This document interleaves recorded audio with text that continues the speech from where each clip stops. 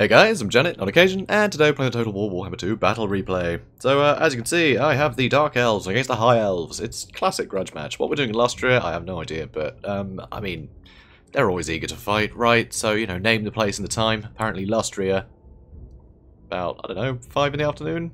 In the winter? I don't know. Anyway, so, here we have Dread Spears, we have the Hellebranai, some more Dread Spears, and for once I actually went Bleak Swords. I never bring these guys, but I wanted more killing power, basically. Because I've got Hellebron with me, so I want max damage, right? I want to kill things quicker. So I've gone with less defensive stuff and more killy stuff. Although the poison is great for the Hellebranai, and I do need to ward off cavalry somehow. So, you know, I'm not going to go crazy, right, with the Bleak Swords. Anyway, so I've got some. I have some. So if you look at the stats, you know, 35-32 compared to 26-43, so, you know, a bit more offensive. And with the Gaze of Malice from Crone Hellebron, yeah, they could actually get pretty good work done.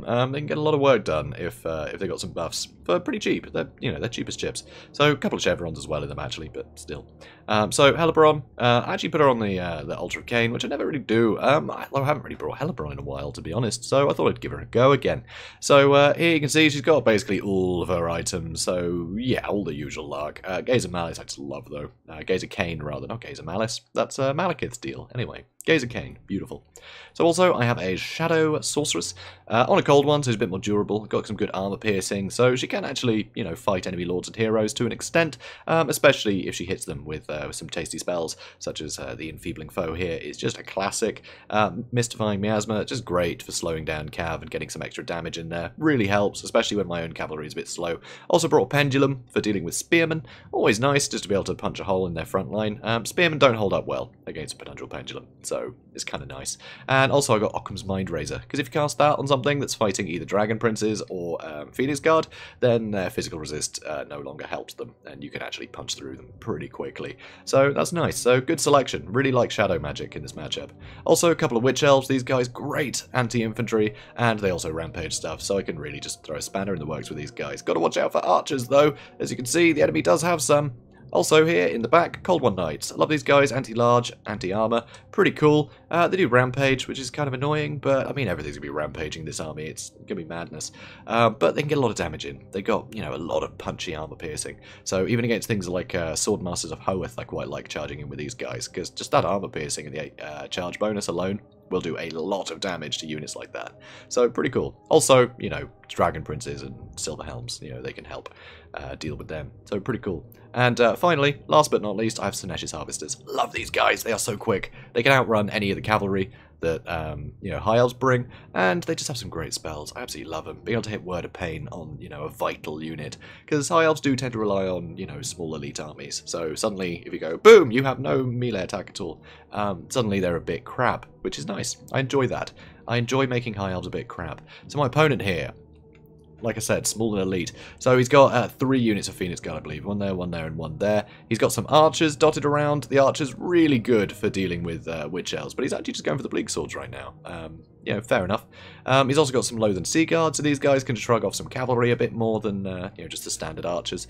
So it's nice to have that advantage if you've got a small elite army. He doesn't have a lot of stuff to plug up gaps if I try and get in his back line, so that'll help. He does have some Swordmaster Hoeth. He has a Sun Dragon, which is always scary. Dragons are just deadly. So Sun Dragon, that breath attack could kill a lot of very elite infantry. But of course, I didn't really go with much elite infantry. So he's going to have to work harder to get breath attacks on my more expensive units, like my you know, Cold One Knights.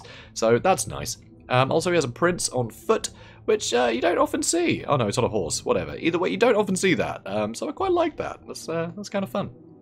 And yeah, that's it for the front line, but somewhere over the rainbow, here we go, he's got 2 Illyrian Reaver Archers. These guys would be great for dealing with Doomfire Warlocks and similar units, so I quite like that. It's nice. Also rear charges, because I'm not going to see him coming. I'm too busy going, oh my god, look how elite this army is, and charging it. So anyway, let's charge in. So you'll see here, Bleak Swords against Swordmasters. Yep, that extra punch of the Bleak Swords is definitely going to help. Anyway, I decided just to hit the Loathing Sea Guard. I just wanted to shut down some of this stuff a bit more. So anyway, here, yeah, the charge killed half the unit of Bleak Swords. That is insane. So I throw in the Sorcerer's Shadows. Obviously, you know, the Swordmasters with Enfeebling Foe now, and they're not going to get the anti-infantry bonus against the Sorcerer, so she'd be able to do some good work. So here, you know, Spears and Witch Elves fighting Phoenix Guard. Spears and Witch Elves fighting Phoenix Guard. Not great, but because I do outnumber him, I am able to get some Bleak Swords around the back. So here, I use Gaze of Cain, because I want these guys to perform a bit better, because I want them to be able to kill this unit Phoenix Guard, or at least get rid of its martial prowess. So that would be great for me. So obviously Hellebrand, she's in here, don't really want to fighting, you know, dedicated anti-large, but she can get some good work done.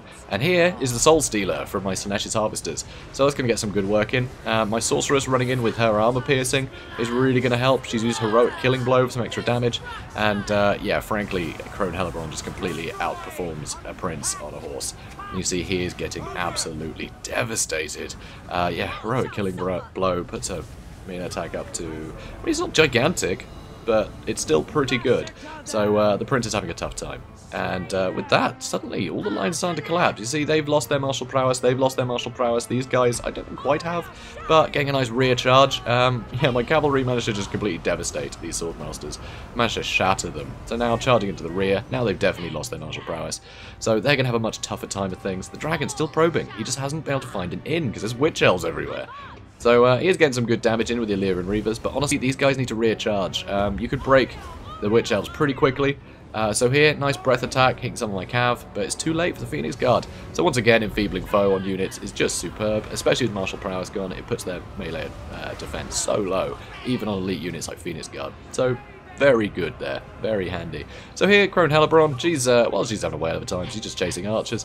Over here, got some cavalry, caught up with those archers. Sinesh's Harvesters chased down the Prince over there. He's trying to support with these archers, but yeah, I'm running too quick in that direction. So here you can see the Phoenix Guard are finally rampaged over here. In fact, everything's rampaged.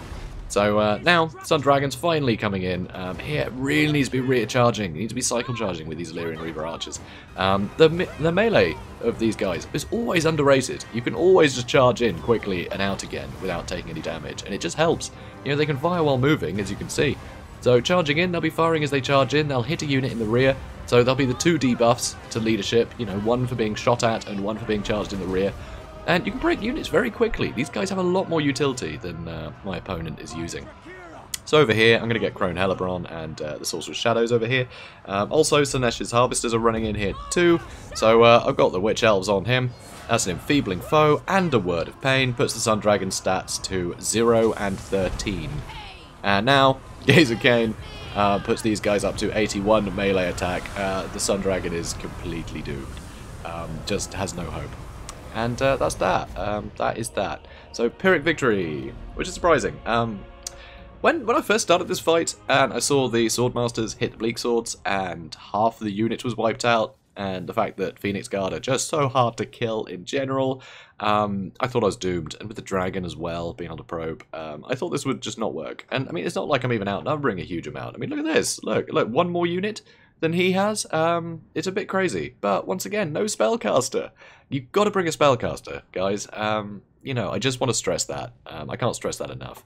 Just, you always need to bring a spellcaster. Even if it's your lord, you know. Teclis would have been great here, netting stuff. Would have been really handy. Would have kept me off his archers, and the archers could have got more value. And of course, the archers, they need to be shooting the Witch Elves. These guys are target number one. Because as soon as the Witch Elves are gone, all of your, you know, cheap cavalry can get huge amount of value, charging in things in the rear and getting out of there with zero risk of them being stuck.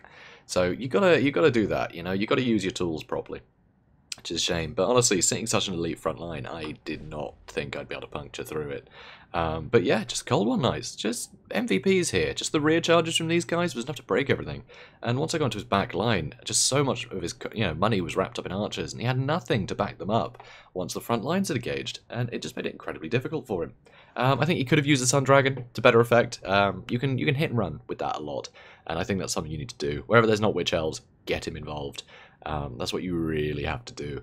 Or else he's just not going to pull his weight. He's just going to be a bit of a nuisance. I mean, we saw in that battle, he joined right at the end when basically it was already decided. But God, the amount of buffs and debuffs you can get out of, you know, this army is just beautiful. You know, all the Gaze of Cain from Crone Hellebron, you know, Enfeebling Foe, Occam's Mind Razor, Word of Pain. It just all adds up to, and then all the rampages as well from the Witch Elves. It's terrifying. It is absolutely diabolical. So I think that's why Dark Elves are basically the sort of top tier faction right now. They just have so much versatility, and they have so many great ways of, you know, buffing and debuffing that just allow you just to slaughter everything. It's pretty brutal. It is pretty brutal, as you've just seen. So yeah, this one, bit of a PSA, obviously not the most competitive battle, but obviously it's nice just to see how these buffs sort of synergize to completely demolish elite things. Yeah, don't have to be afraid of elite things if you can make them rubbish with a few spells. That is always fun. But yeah, it's a bit of a PSA. So always bring a wizard, guys. You always need a wizard. Especially if you're going to go small and elite like this, you need life magic. You need to be able to hit them with a regrowth or an earthblood to keep their health up. You've got to have something like that, or else it's going to be really difficult to keep martial prowess. And once these guys lose martial prowess, their value drops significantly, because that is a huge chunk of their stat line. Actually, it's martial mastery with the Phoenix card, so it's even bigger than the buffs that, you know, spearmen and things get. So you've got to have their health up, and you've got to be able to keep the health up somehow, and life magic is probably the best way to do it. Or, you know, if you're feeling a bit more fancy, using light magic and using fast protection on your units to keep them going. But saying that, Alarielle has both of those. You know, she can use fast protection to keep stuff even higher melee defense, and also heal stuff up a ton. So I think that's the way to do it with the high elves. You can't have all these expensive units without support. They need some way of staying healthy and staying in the fight, or else they're just going to get overwhelmed, knocked to half health, and killed. So it's rough. So this one, bit of a PSA, honestly. So guys, I hope you enjoyed this. If you did, please do comment, like, and subscribe, and I will see you in the next one. Have a good day, guys.